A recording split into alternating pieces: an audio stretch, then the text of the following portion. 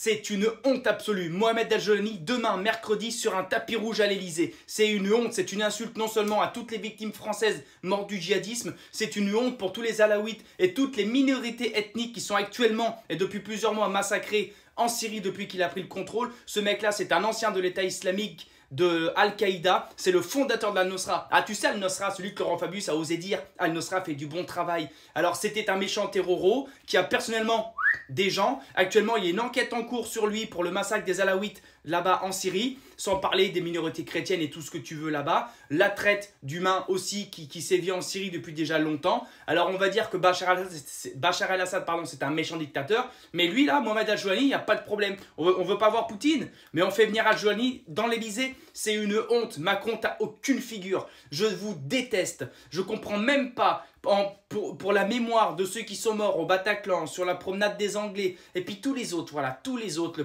le prêtre, le père Hamel, et puis tous les autres, de toute façon, c'est une honte. Ce gars-là va être reçu. Ce gars-là va venir en France avec son beau costume. Bah oui, parce qu'il a taillé sa barbe, et puis maintenant, il a plus le turban sur la tête, il a un costume. Ça fait de lui quelqu'un de bien. Mais il faut qu'il se souvienne d'un truc, lui.